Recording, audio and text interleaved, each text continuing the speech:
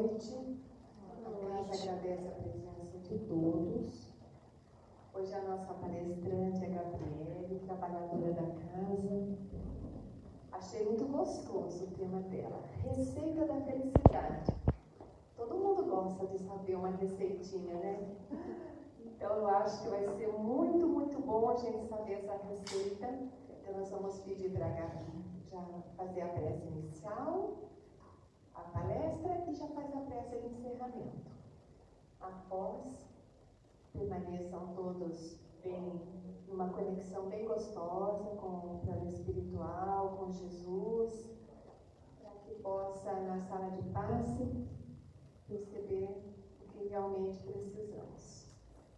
Tá bem?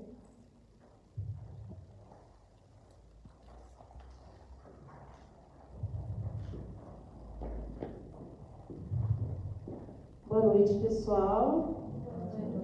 Uma grande alegria que eu venho hoje aqui para a gente conversar um pouquinho a respeito de um tema que me é muito caro, que é a felicidade.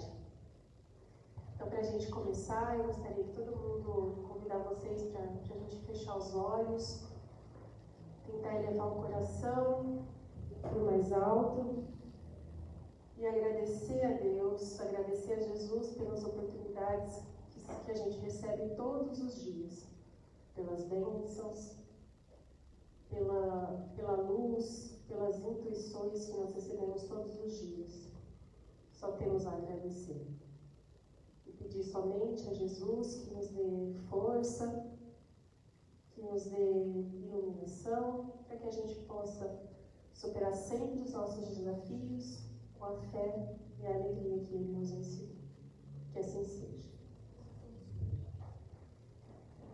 Bom, pessoal, então, mais uma vez, é com muita alegria que eu venho aqui hoje e gostaria de saudar vocês com bem-vindos. A gente sabe que, além de vocês que eu consigo enxergar, a casa também está cheia de pessoas que eu, por exemplo, não consigo enxergar. São os desencarnados que também vêm aqui, assim como nós, em busca de um conhecimento, em busca de uma palavra amiga, né? E o tema que eu escolhi hoje, como a Márcia falou, é a receita da felicidade. Esse tema eu tirei de um livro, né? A gente sempre tem receita nos livrinhos, né? Eu tirei de um livro que chama-se Jesus no Lar, que foi psicografado pelo Chico, ditado pelo espírito de Neio Lúcio, que era um grande amigo do Emmanuel, que é o mentor do Chico. Esse livro, quem ainda não leu, eu recomendo, porque é muito bacana. Ele tem histórias curtas, mais ou menos uma página, um pouquinho mais às vezes, mas são mensagens singelas que o espírito de Neio Lúcio ele conta das passagens que ele viveu na casa de Simão Pedro, junto de Jesus, que são ensinamentos diretos de Jesus. Então é um livro profundamente rico de ensinamento, e é uma coisa que a gente pode até assim, antes de dormir, vou ler uma historinha. A gente já vai dormir com outro coração, né? Mas o ser humano, nós, seres humanos, buscamos a felicidade desde que a gente se entende por indivíduo. O homem das cavernas já procurava a felicidade, já procurava aquela sensação de, no início, prazer, né, aquele sentimento do coração aquecido, né? Eu falo que é um coração quentinho, né? Quando a gente fica feliz, a gente fica com o coração quentinho. E, ao contrário, quando a gente está com raiva, quando a gente está bravo, quando a gente está triste, a gente fica com aquela sensação de frio, né? O peito gelado. Então, a gente sempre buscou isso. Os filósofos tentaram entender como é que a gente é feliz. Né? Na antiga Grécia, o Epicúrio, por exemplo, ele dizia que a felicidade é a gente ter satisfeitos todos os nossos desejos carnais, né? Então é comer bastante, é beber bastante, é dormir bastante, é descansar bastante, é ter o sexo desmedido. Só que as pessoas começaram a perceber que comer demais não traz felicidade. Traz dor de estômago. Né? Beber demais não traz felicidade. Dormir demais não deixa a gente feliz, deixa a gente entediado. Né? E aí, então, outro filósofo, Diógenes, pensou, bom, se não é ter muito, então talvez não ter seja o que vai nos trazer felicidade. E ele não tinha nada, ele vivia, até eles falavam que ele vivia como um cachorro, que não tinha nada, não tinha posse, não tinha nada. Mas será que assim também é ser feliz? Será que se a gente se despojar de tudo e nunca ter medo de perder nada, vai fazer a gente feliz? Então, essa é uma busca da humanidade, né? Sempre vai ser, né? Enquanto a gente não perceber exatamente onde a gente deve procurar a nossa felicidade. Muitas vezes a gente busca em locais errados, né? Então, eu não sei se vocês conhecem alguém assim, do jeito que eu vou descrever, mas eu conheço algumas pessoas que parece que nada atrapalha a vida delas. Parece que pode dar qualquer coisa errada e a pessoa está lá, não, mas vai dar certo. Uma pessoa otimista, pessoa que sempre, parece que nada abala. Eu conheço algumas pessoas que são assim, e eu fico pensando, o que será que essa pessoa tem que eu não tenho? Por que será que eu não sou assim, né? O que será que essa pessoa tem de diferente? E Jesus, então, nesse ensinamento, ele vem trazer para a gente o que essas pessoas têm de diferente, que talvez eu não tenha. Então, para a gente começar, para eu começar a contar a história, eu preciso que vocês me ajudem e usem um pouco a imaginação de vocês. Imagine uma casinha bem simplesinha, nos tempos de Jesus, que foi onde se passou a nossa história. Era a casa de Simão Pedro. Então, tinha um cômodo, não tem muitos cômodos nessa casa, mas tem o cômodo principal onde as pessoas se reúnem. E lá tem algumas pessoas reunidas para escutar Jesus, para dividir o pão, para comer alguma coisa, para encontrar os amigos e para escutar Jesus. Vocês estão sentindo essa vibração de amor que devia ter essa casinha? Dá para sentir? Umas luzes, uns lampiões, um lugar simples, mas cheio de amor. E naquele dia, Tadeu, um dos apóstolos de Jesus, estava discursando um pouco inflamado demais a respeito da felicidade. Ele dizia que era impossível as pessoas encontrarem a felicidade tendo o governo que tinha.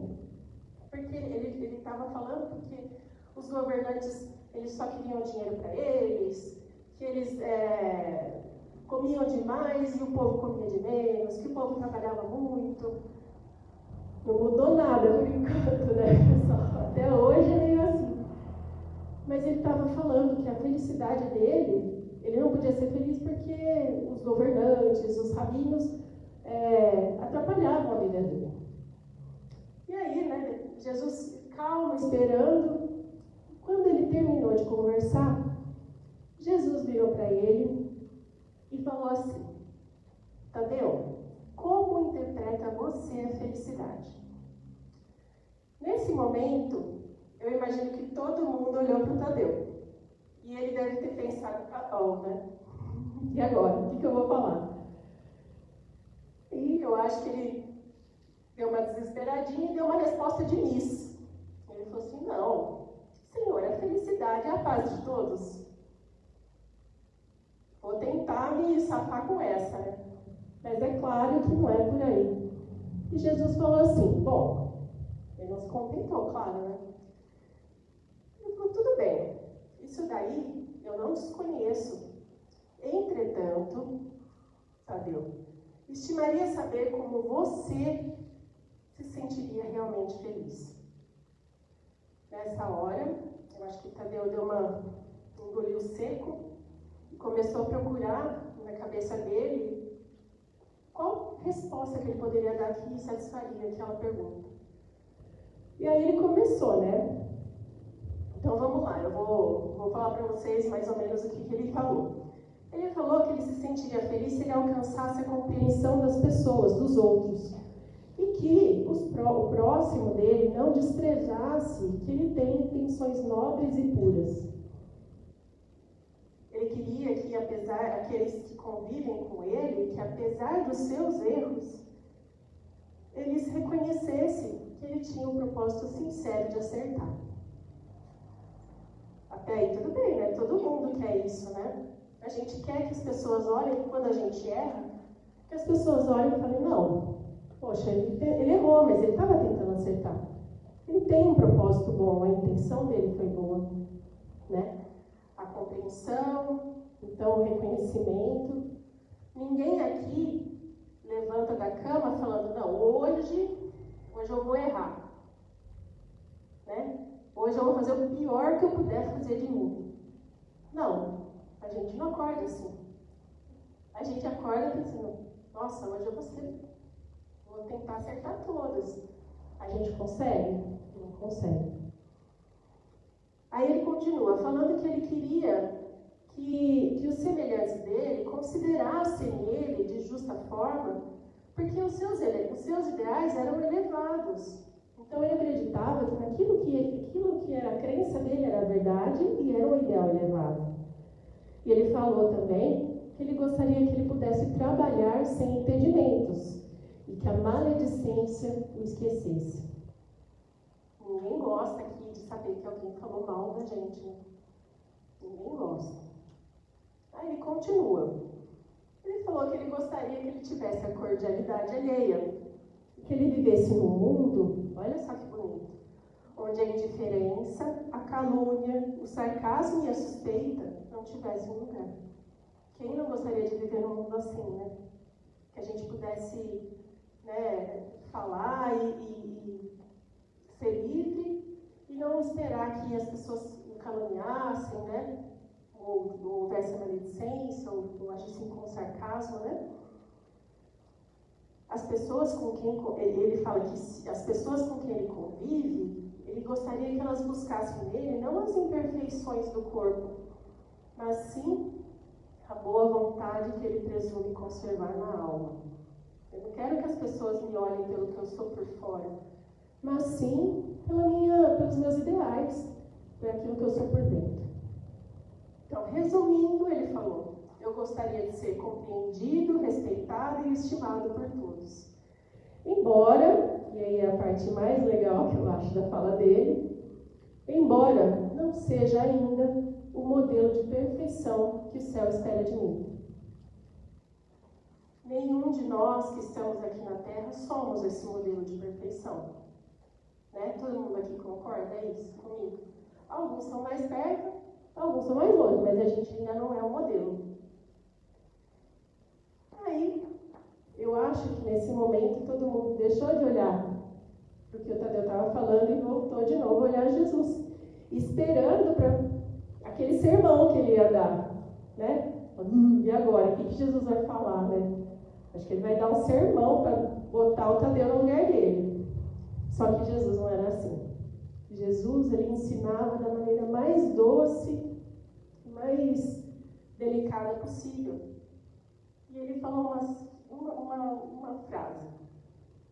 Tadeu, se você procura, então, a alegria e a felicidade do mundo inteiro, proceda para com os outros, como deseja que os outros procedam para você. E aí, ele acaba de fechar o ensinamento dele dizendo, e caminhando cada homem dessa mesma forma, muito breve, estenderemos na terra as glórias do paraíso. Isso foi há mais de 2000 anos. Está certo que o tempo de Deus é diferente do nosso, né?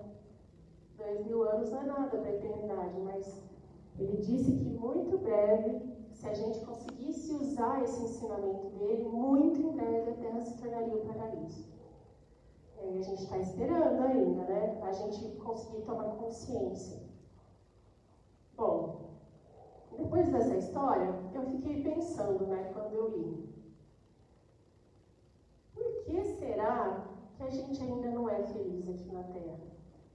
Aí eu fiquei pensando, bom, pode ser porque talvez o que ele falou não tenha sentido. Pode ser que o que ele propôs fosse uma coisa muito difícil de ser feita. Pode ser também que as palavras que ele usou sejam muito complicadas, a gente não consegue entender. Pode ser também que ele falou, mas não deu nenhum exemplo, né? Porque a gente gosta de seguir exemplo. Quando a gente vai seguir a receitinha, a gente gosta de ver o vídeo também, né? Para saber direitinho como é que faz. Aí, vamos colocar essas 4 hipóteses. Será que o que ele falou realmente faz sentido? Será que se eu fizer bem para alguém, eu vou me sentir bem também? Eu vou ser feliz? O que vocês acham? Alguém aqui já fez o bem para alguém? Já fez alguma coisa bacana para alguém? Qual foi o sentimento que a gente tem? Qual é o sentimento? É o frio ou é o quentinho? É o quentinho, né?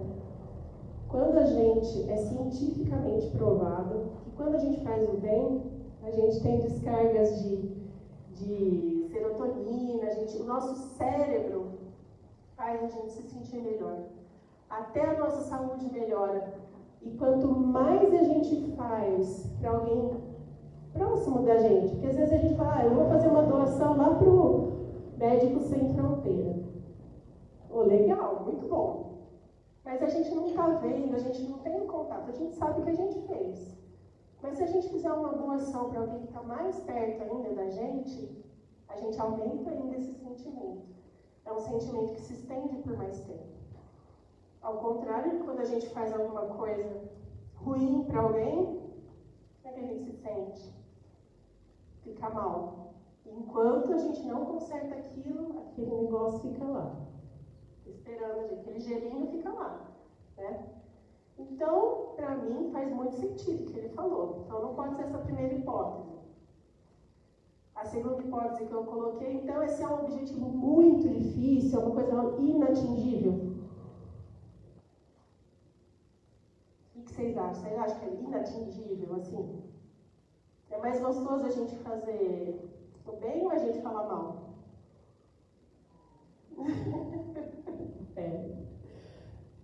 Eu acho que é fazer o bem, né? Às vezes, você fala assim, não, mas aquela pessoa, aquele cara lá, nem, nossa, só por Deus, eu não consigo olhar para a cara daquela pessoa.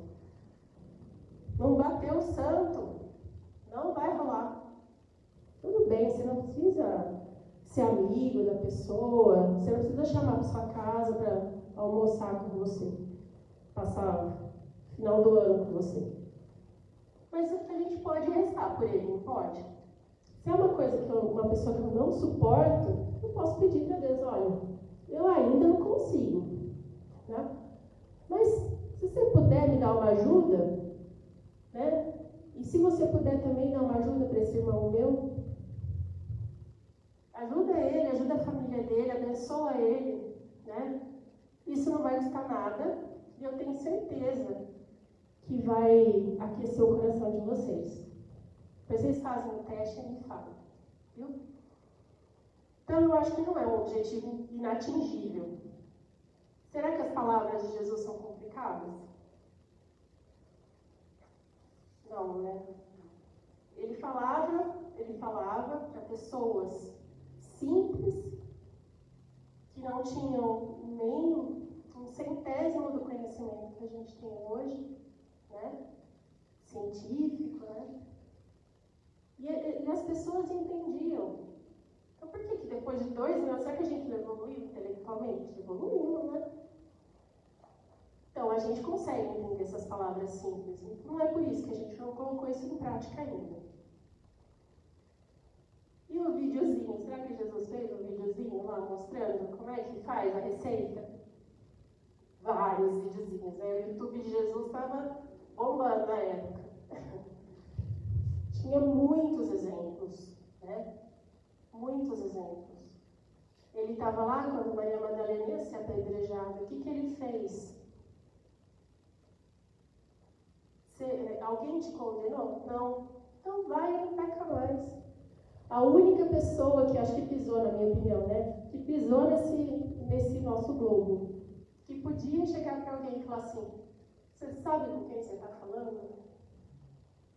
Sabe de quem que eu sou filho? A única pessoa que podia falar era Jesus. E o que ele fez? Serviu só. Serviu a gente. Acolheu Mateus, que era um pária, né? Cobrador de impostos. Acolheu no seu meio. Não vem. Eu não estou aqui para os sãos, eu estou aqui para os doentes. Né?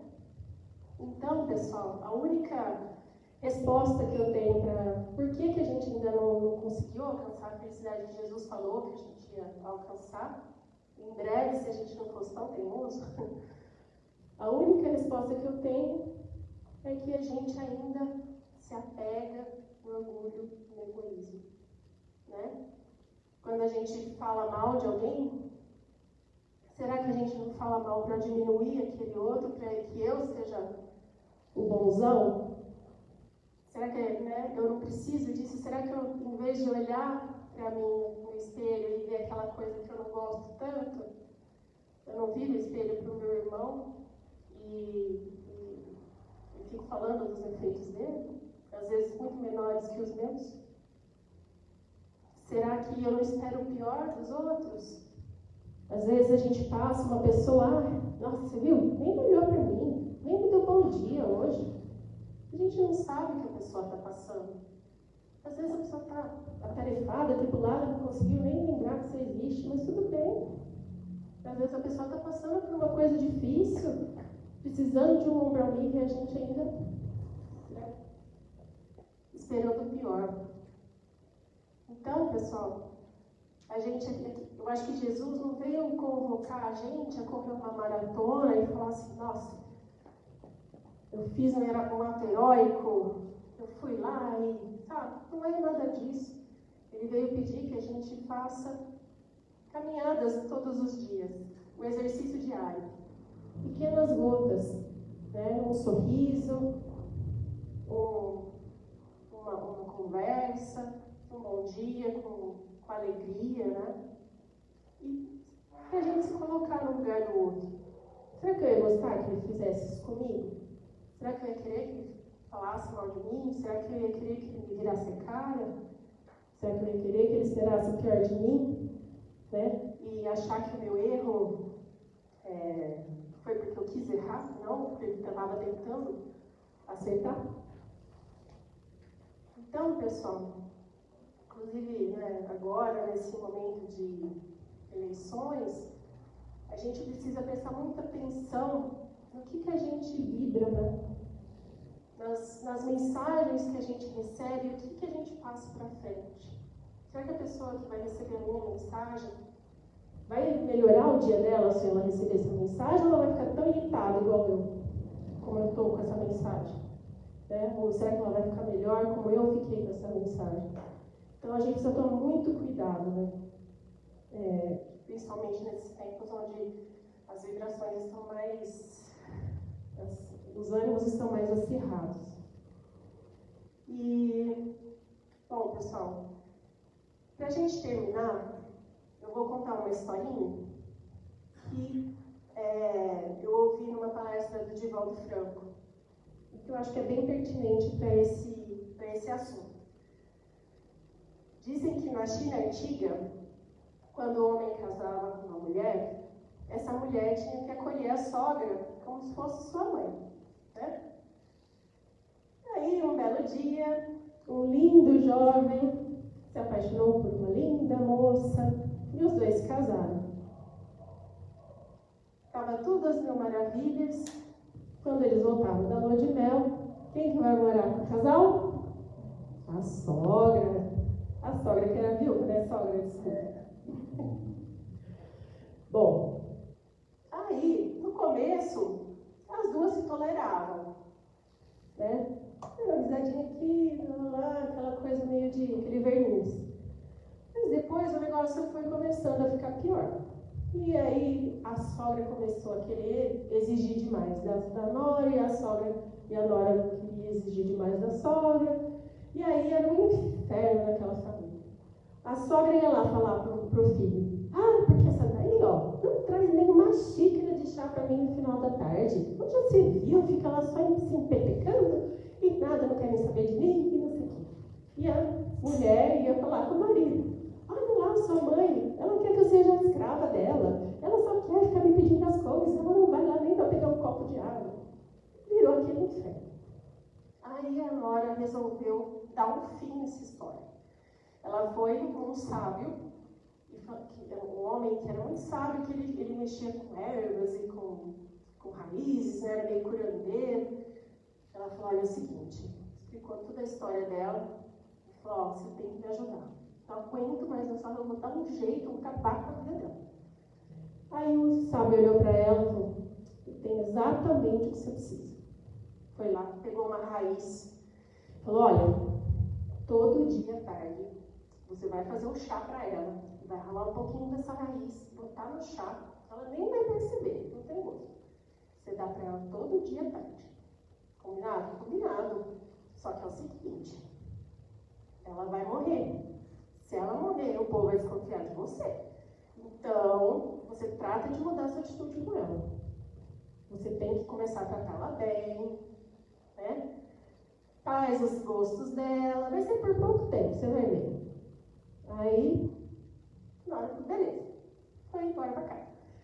E começou, no primeiro dia, já preparou o chazinho que a sogra mais gostava, botou a raiz e foi lá toda, né, querida. Ô, sogrinha, trouxe aqui seu chá, eu queria te pedir desculpa, esse aqui é um pedido de trégua, tá? Eu queria que você aceitasse, eu não vou mais fazer tiros de contrariar, você é a pessoa muito importante do meu marido, e eu não entendi disso, não sei o quê. E assim foi passando o tempo.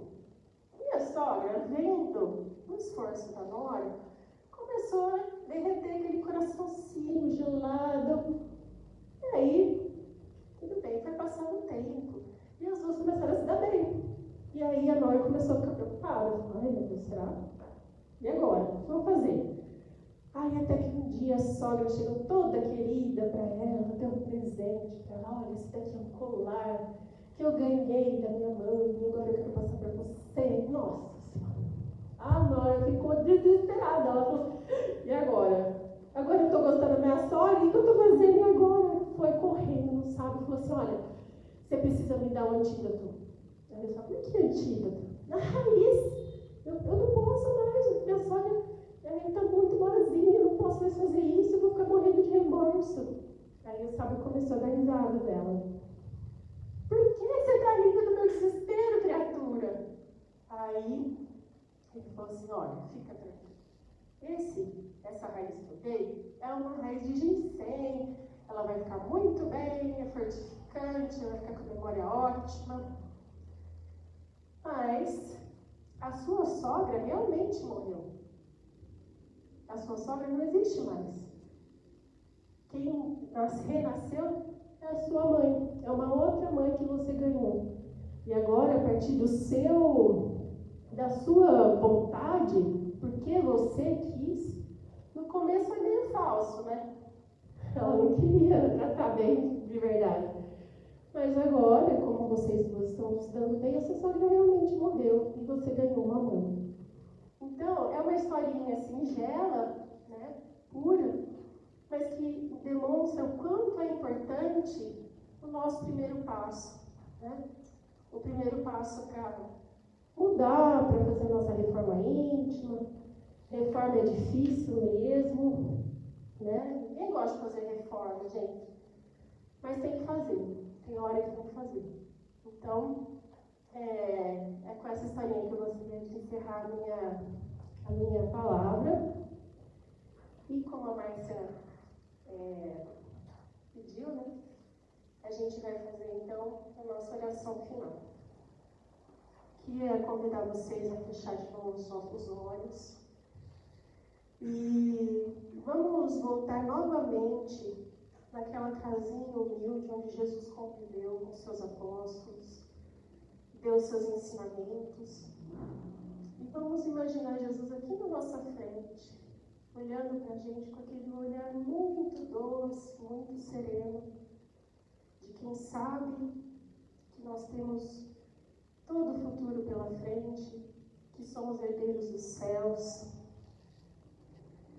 E vamos pedir para Ele que as nossas falhas possam ser sempre revertidas em amor, que Ele se apiede de nós e nos ajude a sermos pessoas melhores, fazendo a nossa reforma íntima. Pedir também que a nossa semana seja abençoada pelo nosso Pai e que Maria Santíssima nos cubra com seu manto de amor, de luz, nos protegendo, nos deixando invisíveis para todos os males. Pedimos ainda aos nossos anjos guardiões que não nos abandonem, mesmo naqueles momentos em que não somos merecedores de sua companhia, e que eles sempre nos intuam para seguir o caminho do Evangelho de Jesus. Que assim seja.